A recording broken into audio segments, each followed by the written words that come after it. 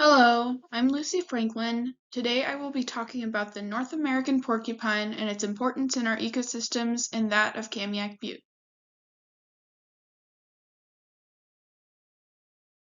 To start off, let's talk about the distinctions between Old World porcupines and New World porcupines.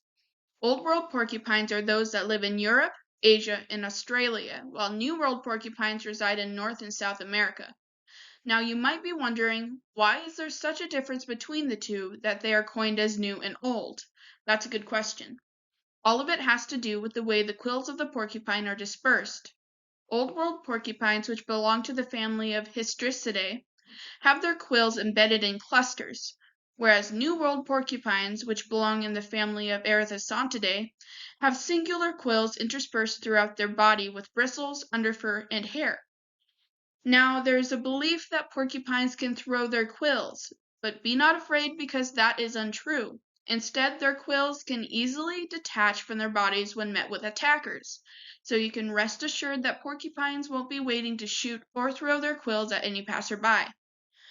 There is also a difference between their quills, as New World porcupines have hollow quills that are sharp, stiff, and circular with barbed tips, and Old World porcupines have hollow quills that are sharp, grooved, long, and flattened. The biggest difference between the two being a flattened quill and a circular one. Old World porcupines also spend their lives on the ground, while New World porcupines will spend their lives both on the ground and in the trees depending on their location. The North American porcupine, Erythrosontidae dorsatum, are the second largest rodents in North America following the beaver.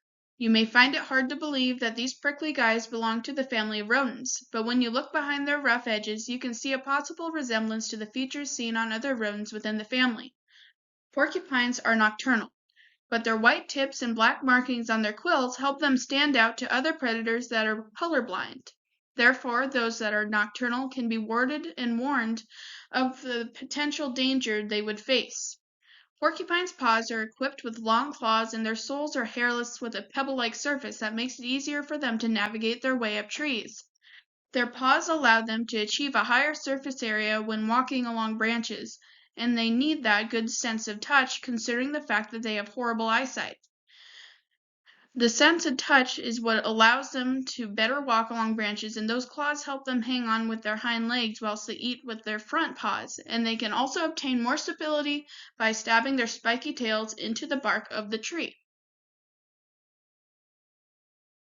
The North American porcupine is very unique due to its ability to live in habitats in varying climates and elevations.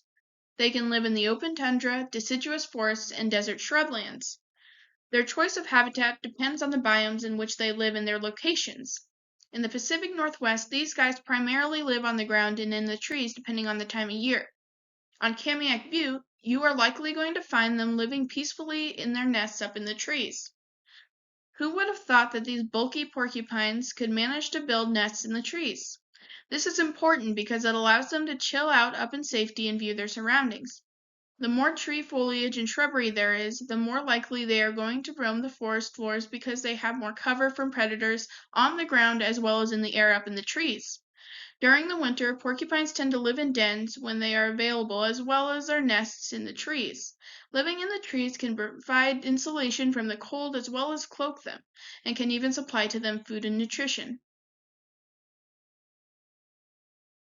Porcupines can be pretty opportunistic in areas regarding their diet, which consists entirely on plants, and those diets will change based on the season.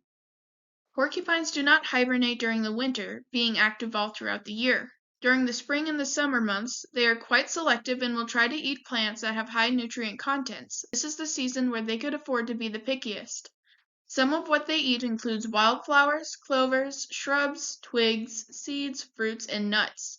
It is very important for younger porcupines to feast on them because it is important for their growth and their survival during the winter because this is where they will obtain most of their nutritional needs.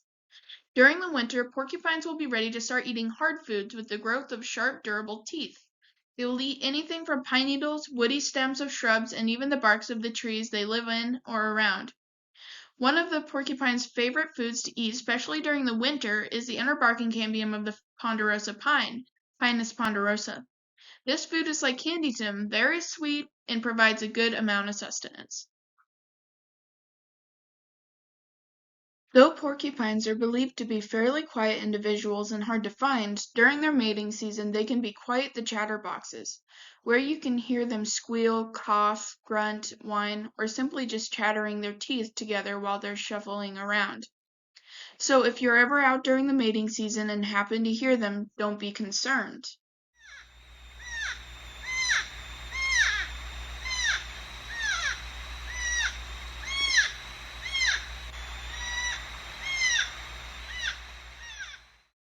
Hearing this, you may mistake them for a troubled bird, but in fact it is just a porcupine looking for a mate. Porcupines will talk amongst each other or try to reach out to any potential mates within the area. When courting a mate, the males tend to affectionately rub noses with females in order to get to know or acquaint themselves with each other.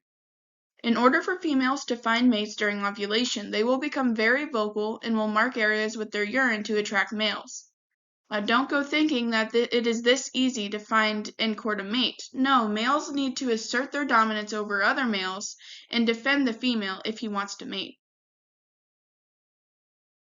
In order to successfully mate with females, males will fight amongst each other to assert their dominance through sharp, strong bites and the use of their quills as weapons. The winner of the match will generally mate with several females within the area. Though they have successfully defended their mates from other potential suitors during ovulation, it is not over yet. Not only do they have to defend the right to mate, they have to impress the female and win her over. In order to impress, the male will begin to start up with different vocalizations and commence with a courtship dance. During this dance, the male showers his mate with his urine before mating with her. That does not seem very pleasant to us, but porcupines love salt, which leads to successful mating and occasional nuisances to travelers carrying salty snacks.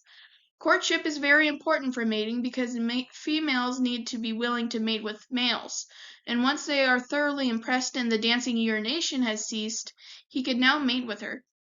During the mating process, porcupines are able to tighten their skin, which holds their quills flat against them so they don't injure each other. If by chance they do prick each other, porcupines can release a topical antibiotic that prevents infection and aids in the healing process. This not only is beneficial for an occasional prick during mating, it is also beneficial to porcupines who fall out of trees and prick themselves, and to others that have gotten into spats amongst each other. After mating is finished, the gestation period lasts about 200 days, and the porcupine will give birth to 1 or 2 babies between April and June. Porcupets will come out ready to take on the world with open eyes, their teeth grown in, and already equipped with quills, though their quills are soft during birth and will harden after a few hours. Females will take care of their young only for about 5 months, and then the little porcupines set out on their own into the ecosystem. Porcupines carry about 30,000 quills on them, each containing barbed tips which are useful due to their ability to better lodge into the tissues of would-be predators. The more predators move, the quills that are stabbed in them will move deeper and deeper, which can potentially lead to death due to the depth of penetration and infection. The barbs on these quills are able to become more and more embedded in whoever is unlucky enough to be hit and stuck, because due to the animal's body heat, the barbs along the quills expand and drive deeper into the flesh. When porcupines are feeling threatened, in defense they will face their backs to an attacker and raise the quills on their backs and lash out at the attacker or threat with its tail. For the most part, porcupines are not very aggressive animals and will only attack when they feel threatened. The two main defense mechanisms that the North American porcupine are of course their quills, but they also will release a strong odor when provoked or when they are trying to warn a potential threat, in which the odor is quite obvious when their quills are raised and they are in attack position. The North American porcupine's weaknesses lie in areas that are not protected by their quills, which include their heads, inner legs, and underbellies. The main predators of the North American porcupine are cougars, puma concolor, also known as mountain lions, great horned owls, Buba virginianus, and the fisher, Picanha pennant.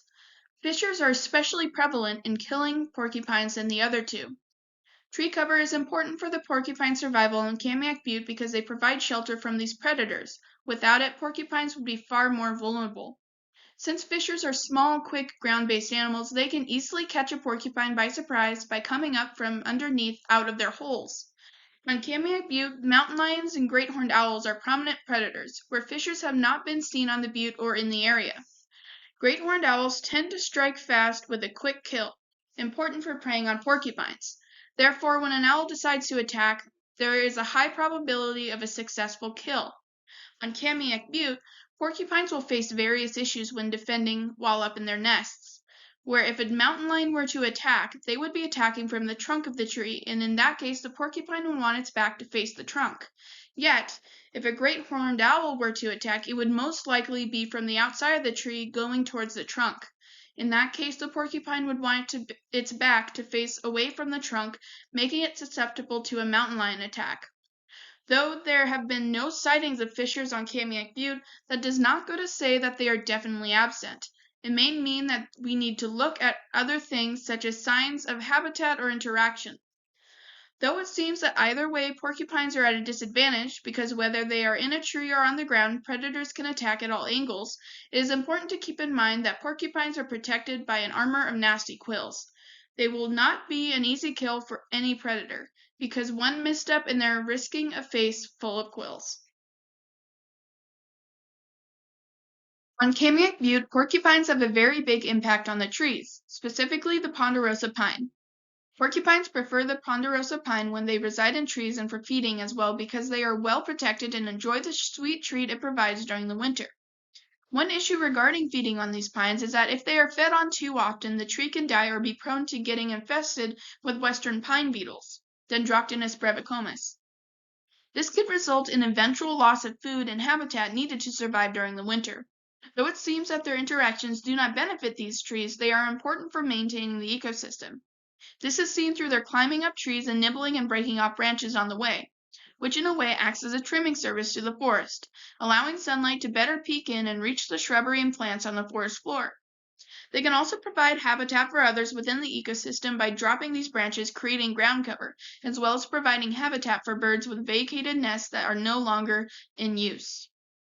This is important because great horned owls prefer to take an easier approach to nest making by invading others, so these empty porcupine nests give them a large area to live on without displacing other birds. On Kamiak Butte, porcupine interactions do have positive impacts on the environment, no matter how small they may seem. They are very important and interesting creatures and have a lot more to give than initially expected.